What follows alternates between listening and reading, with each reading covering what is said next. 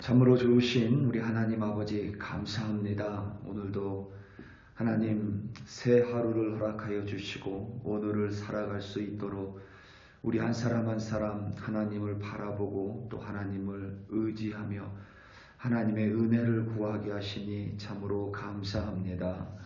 우리의 기도 가운데 하나님께서 응답하사 오늘도 하나님만을 바라보고 하나님만을 신뢰하며 살아갈 수 있도록 도와주시니 감사하고 오늘도 하나님께서 살아갈 수 있는 힘과 은혜로 우리를 덧입혀 주시니 참으로 감사합니다.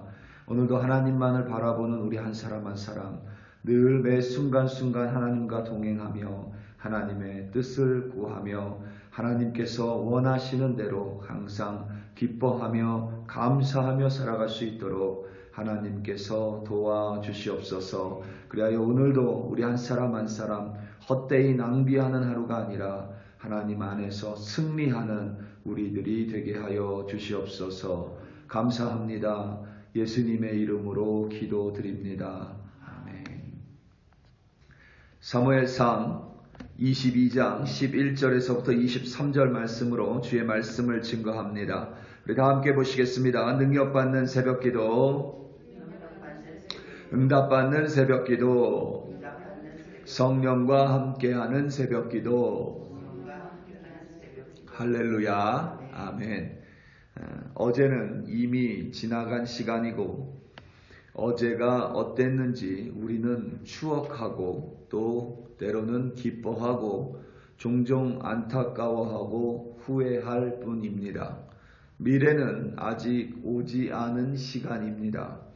내일에 대해서 우리는 예상하고 예측하고 계획할 뿐 내일을 확신할 수는 없습니다. 그렇기에 우리에게 허락된 시간은 바로 지금 오늘 밖에는 없습니다.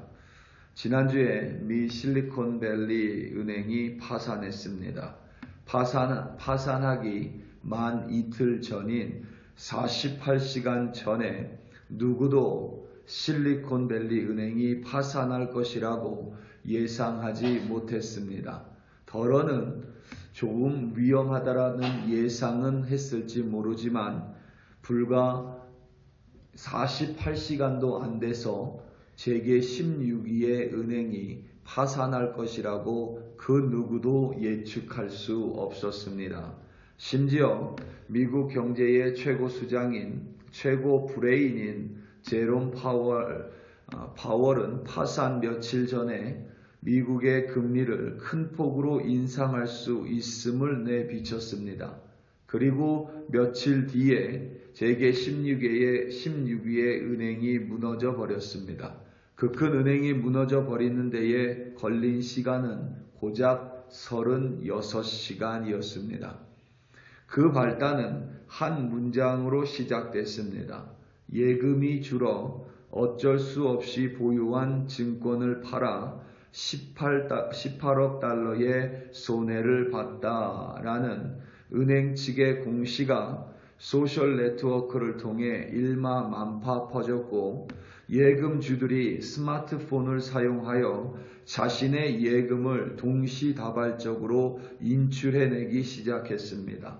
갑작스런 예금 인출을 견디지 못한 은행 측은 불과 36시간 만에 파산을 발표할 수밖에 없었습니다.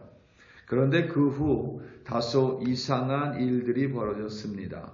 이 은행이 어려움을 겪었던 가장 중심에는 금리의 인상이 있었습니다. 그렇다 보니 미 연방은행에서 앞서 발표한 큰 폭의 금리를 인상할 수 없다는 불가능하다는 예측이 강해졌고 연방은행에서 평범한 수준의 인상폭을 하겠다고 발표했습니다. 심지어 바이든 대통령이 나서서 금리 인상이 없을 수도 있음을 시사했습니다. 그랬더니 갑자기 주식을 비롯해서 다른 경기 지표들이 예상보다 나쁘지 않은 결과들을 내놓았습니다. 그다지 큰 영향을 받지 않을 거라는 사람들의 희망 심리가 작용했었던 것 같습니다. 과거에서 배운 것으로 오늘을 살건, 내일에 대한 희망의 예측으로 오늘을 살건, 우리는 바로 지금 오늘이라는 시간만이 우리에게 허락됐고 우리는 오늘밖에 살 수 없는 존재들입니다.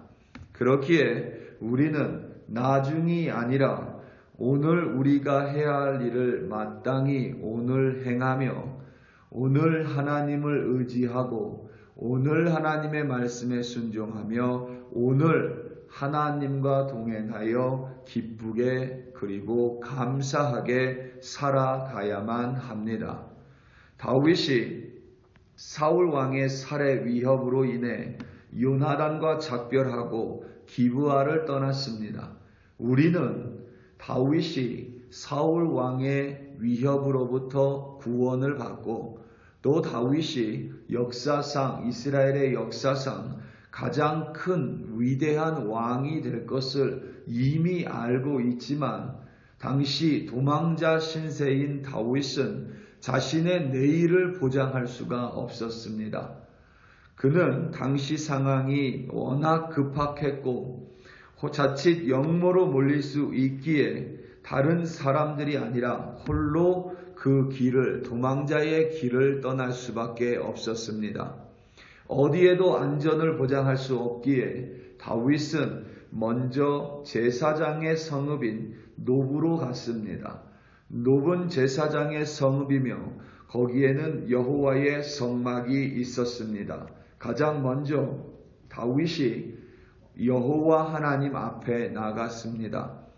내일을 보장할 수 없는 그러한 상황 속에서 다윗은 오늘 바로 지금 여호와 하나님이 임재해 계시는 제사장의 성읍 노브로 갔습니다.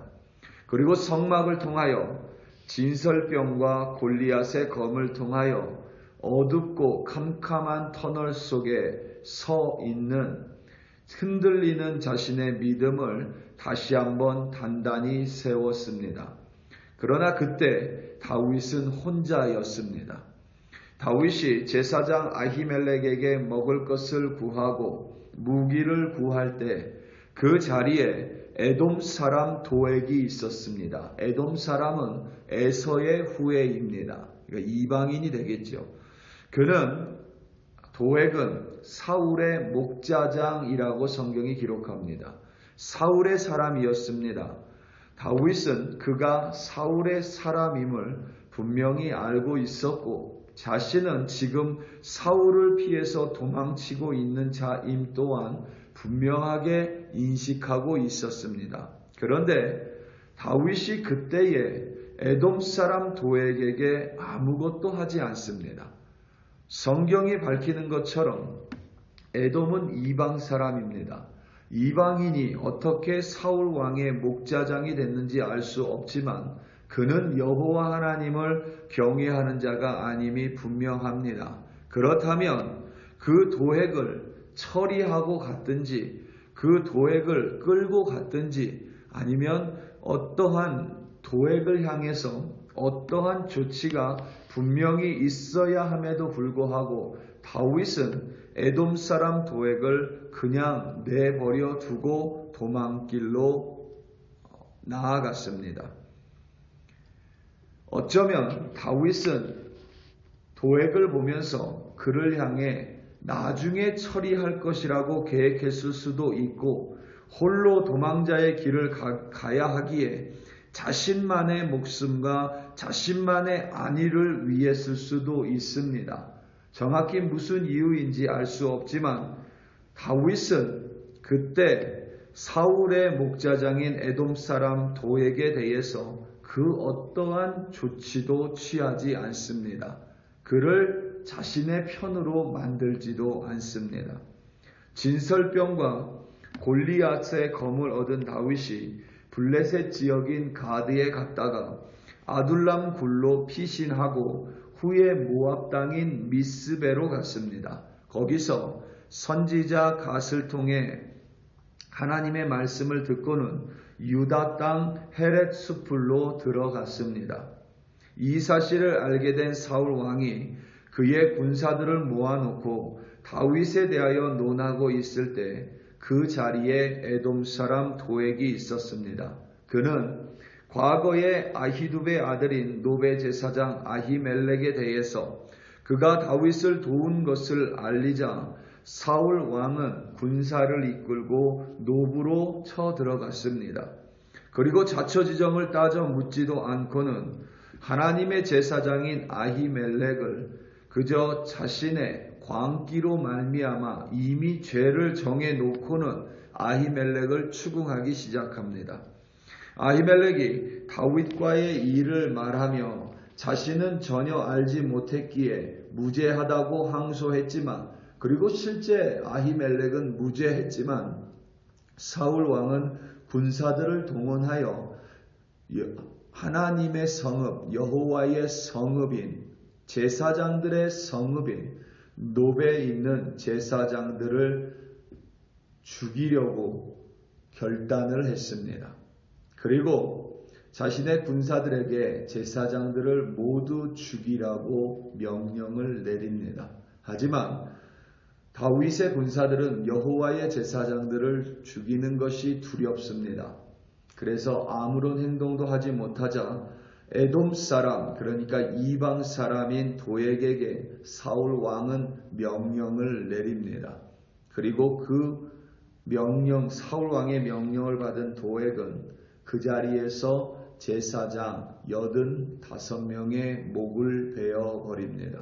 그것도 모자라 그 땅 제사장의 성읍인 노베에 있는 어린아이들, 모든 사람들, 소와 양을 비롯한 가축까지도 전부 다 그 목을 베어 버립니다. 그 일로 인해 많은 사람이 목숨을 잃게 됐습니다. 그 중에 한 명인 아비아달이 홀로 피해 도망가서 다윗이 있는 곳에 이르렀습니다. 그리고 모든 일을 다윗에게 아비아달이 다 이야기했습니다. 오늘 말씀 22절과 23절입니다. 다윗이 아비아달에게 이르되 그날에 에돔 사람 도액이 거기 있기로 그가 반드시 사울에게 말할 줄 내가 알았노라. 내 아버지 집의 모든 사람 죽은 것이 나의 탓이로다. 두려워하지 말고 내게 있으라. 내 생명을 찾는 자가 내 생명도 찾는 자니 내가 나와 함께 있으면 안전하리라 하니라. 아멘. 다윗은 분명히 그날 에돔 사람 도액이 거기에 있었고 그가 반드시 사울에게 말할 줄을 알았습니다. 그렇다면 그날 다윗은 무언가 조치를 취했어야만 합니다. 하다못해 아무리 자신의 상황이 급박하더라도, 아무리 자신의 안전과 안위가 먼저라도 하나님 앞에 최소한 먼저 물었어야만 합니다. 하지만 그날 아무것도 하지 않았던 다윗으로 말미암아 무고한 생명 85명의 제사장과 그 땅의 다른 무고한 생명들이 목숨을 잃었습니다. 그 사실을 안 다윗은 아비아달이 자신에게 와 모든 자초지정을 설명할 때에 그에게 두려워하지 말고 이제 자신과 함께 있으라는 행동을 취합니다. 그로 말미암아 아비아달은 제사장 가문에 그리고 자신의 집안에 생명을 유지하며 다윗으로 말미암아 안전하게 목숨을 보존할 수 있었습니다. 우리 사랑하는 성도 여러분, 우리는 흔히 많은 것들을 나중에 저장해 놓을 때가, 나중이라는 시간에 저장을 해 놓을 때가 있습니다. 때로는 오늘 누릴 수 있는 행복도 내일로 저장을 해 놓을 때가 있습니다. 그런데 여러분, 우리가 살 수 있는 시간은 오늘밖에는 없습니다. 오늘 행복하시고, 오늘 사랑하시고, 오늘 기뻐하시고, 오늘 감사하시기 바랍니다. 그리고 오늘 내가 해야 될 일을 마땅히 하고, 오늘 하나님의 말씀에 순종하시고 오늘 하나님과 동행하심으로 말미암아 오늘을 승리하시는 여러분들 되시기를 예수님의 이름으로 축원합니다. 다 함께 기도하시겠습니다. 이 시간 함께 기도할 때에 특별히 이 열방을 위하여 합심하여 기도하기 원합니다. 참으로 힘겨운 시간을 살아갑니다.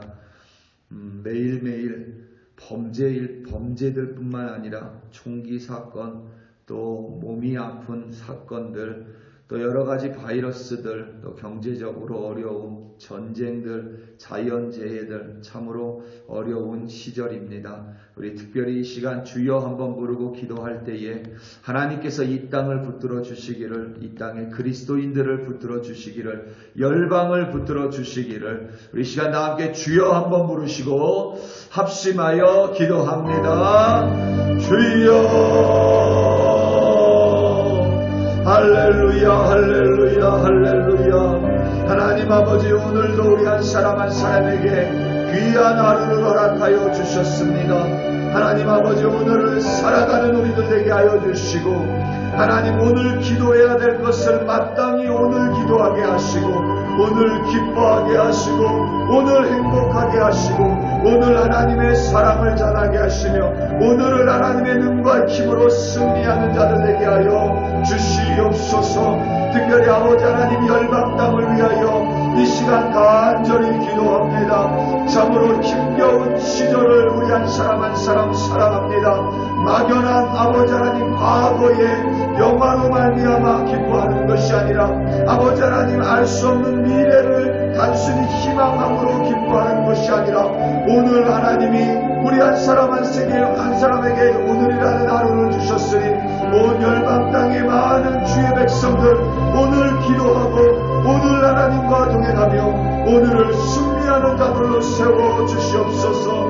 하나님 많은 신음소리와 고통과 아픔과 또 자연재해와 몸의 아픔과 마음의 상함으로 울부짖는 열방의 많은 사람들이 있습니다. 그들 또한 하나님 붙들어 주시며 하나님의 놀라운 구속함으로 그들을 인도하여 주시옵소서. 전쟁으로 자연재해로 고통받고 있는 이들을 안아주시고 더 이상 하나님 어려운 상황으로 고통받지 않도록 그들 또한 하나님 구속하여 주시옵소서. 할렐루야, 할렐루야. 감사합니다. 주여.